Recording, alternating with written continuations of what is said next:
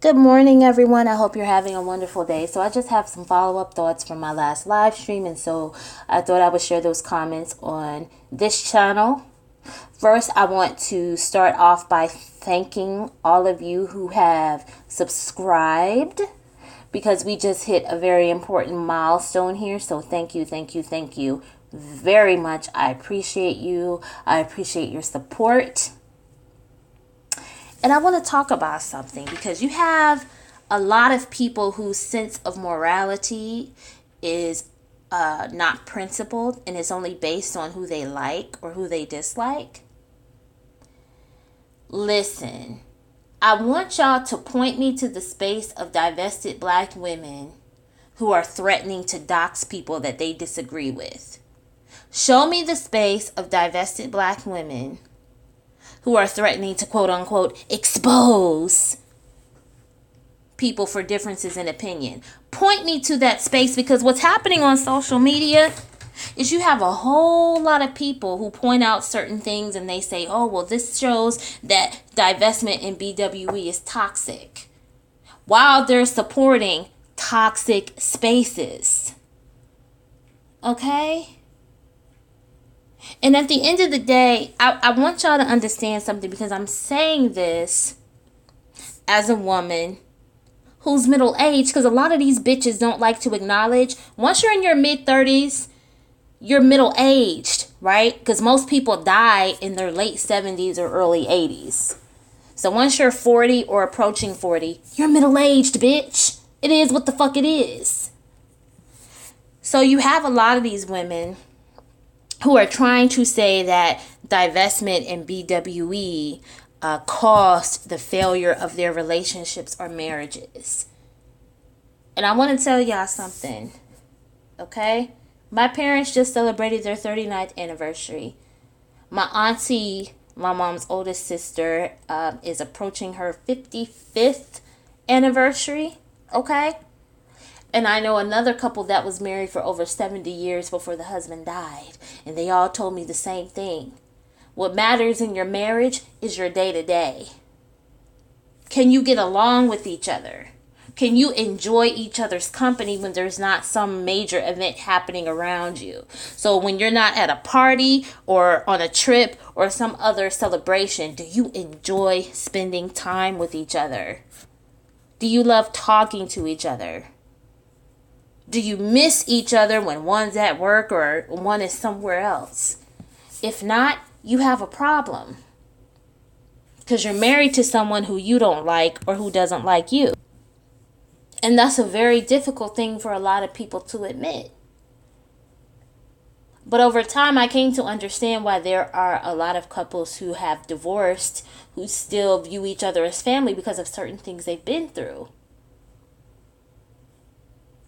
But your day-to-day is, can you hop in the car together, go to the grocery store, and enjoy each other's company? Can you hop in the car together and ride around the neighborhood and look at some bullshit like Christmas lights? Can you sit in the house together and watch a movie and enjoy each other's company? Do you have moments where the only person you want to be around is your spouse? You know, like, I just want to spend time with him, or he just wants to spend some time with me. And you cook together, you make your food, your snacks, whatever, and you just chill. And you really enjoy spending time together. If you don't have those moments, then there's a problem with the day-to-day. Do you trust your spouse? Do you trust the person that you're with enough to understand that if you're in a situation where you can't speak for yourself, do you trust that person enough to know that they will do everything possible to keep you alive? That's what a lot of older married people will talk to you about.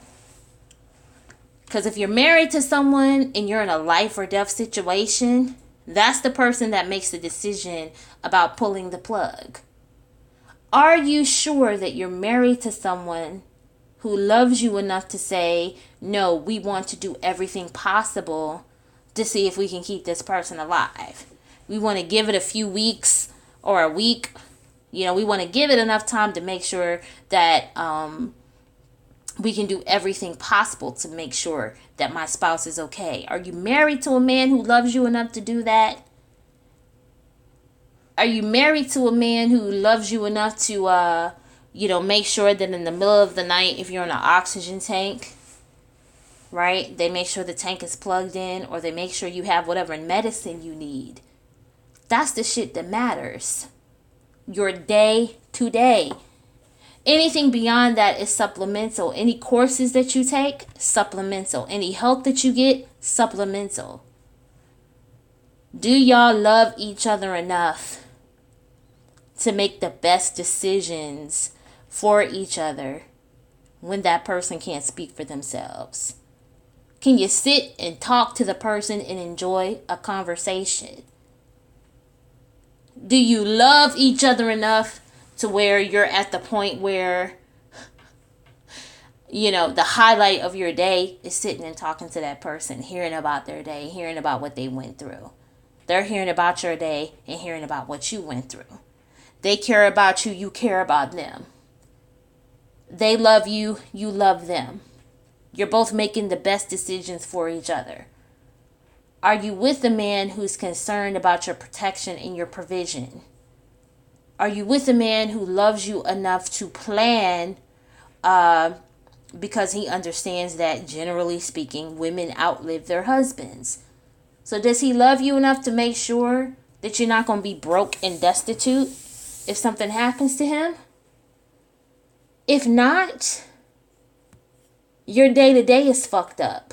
And that has nothing to do with divestment or BWE. Right? That's a problem with your day-to-day. It's either a problem in your relationship, it's a problem with the person that you're with, or it's a problem with you. And a lot of people don't like to do self-assessment. They don't like to look at themselves and understand that maybe they don't have it all together, because none of us have it, quote unquote, all together.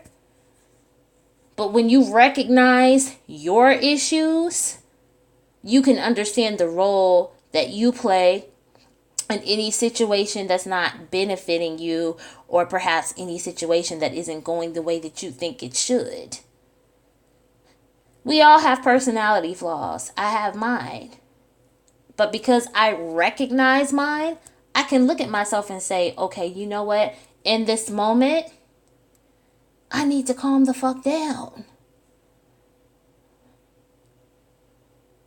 And a lot of black women don't like divestment and BWE because we don't sugarcoat things. Just like we call out certain things with black men, we call each other out. And looking at you or me and causing us to recognize our failures is not hateful. Intelligent people understand that they're not perfect. And if you can't recognize your imperfections, the problem is not everyone else that's calling you out. The problem is you, because you don't see you.